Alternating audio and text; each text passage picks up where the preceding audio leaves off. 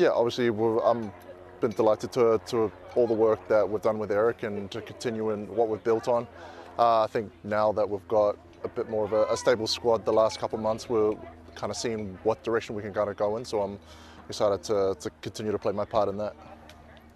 What can the team take away from this last game, the reflection, as the season is coming to an end? Yeah, I think we can go to places that we've typically struggled to go to and get points, and I think put in a real team effort. Obviously the delay didn't help, but I think we managed to still come together and I think find a way to win the game. And I think defensively everyone worked their asses off, and that went a big part. And I think if we keep things tight, then we know we've got the quality to score a goal or two.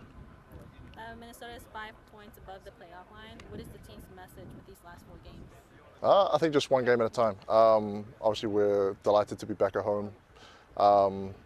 3 points at home would be huge. I think that kind of sets us up to make sure we make the playoffs, but I think we're happy just to make it. I think it's kind of push our way, kind of chase the teams above us. But yeah, starts with just this one game at a time mentality, I think. How do you continue to contain the high-power offenses of other teams, including Colorado, where Navarro and Mihailovic have scored 25 goals between the two of them? Yeah, obviously they've done really well this season. I think it's not a 1 or 2 man show. I think we've shown at Kansas City that it takes 8, 9, 10, 11 guys to protect our Dane's goal and get the clean sheet. So I think at home it'll be the same, and I think we know that we've got the spark with our front players and also with our home crowd pushing us on. You kind of mentioned it, our front players, Calvin and Bongi, have built a relationship. You got Robin helping him assist. How important is it to continue to help those guys provide offensively? Yeah, I think once we keep the ball in the front half, we need to make sure we're doing our jobs and make sure they don't get out too easy. I think we've got enough talent to look after the ball better than we have in the past, and I think with Joaquin as well thrown in the mix with obviously Robin, Calvin and Bongi, that those guys should always be a threat. So it's just about being clean on the ball and making sure we have good possession. Thoughts on the win in Kansas this past weekend?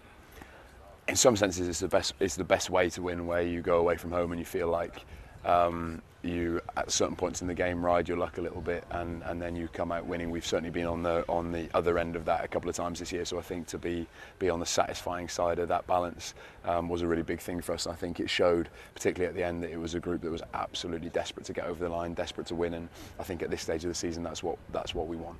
We're in really good form in the context of this last 10 games and this last 10-game mini-season that really reflects our group moving forward, and we've won in a variety of ways. We've won more comfortably, we've won playing in a more controlled, probably more easy on the eye from a fan's perspective way, but we've also won in a very gritty way, which we did on Saturday. And I think when you add that to the fact that it's a club that's not won there in the MLS in 9 previous outings, not picked up a point there, I think that amounts to a really satisfying day, and we'll certainly take that as a big piece of momentum as we move forward.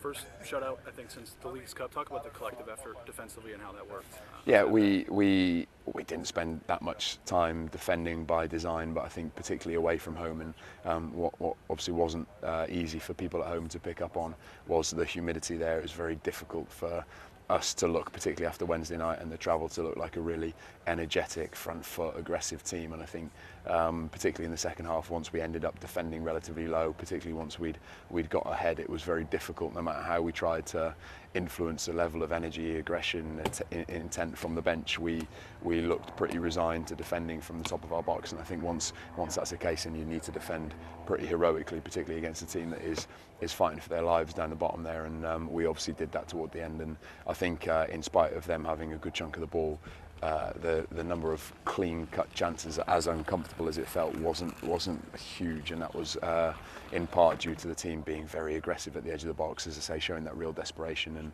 and real will to win. And then in the moments where we needed people to stand up and be counted in front of the goal, people like Boxall and Dane and those sorts of guys were really at their very best. So I think in lots of ways it was really satisfying. Turning the page to this Saturday, the home game, just 2 home games left, a place we haven't had as much success as we probably want this year. How do you prepare the group for Saturday, and how important is the home game? Yeah, we've got to win at home between now and the end of the year. That's the difference maker, and I've said that today. I don't normally make make a point with such intent there, but I think we've done our bit against teams beneath us in the table in some really difficult circumstances, going away from home against a significantly improved St. Louis, who again are right on that line fighting for their lives.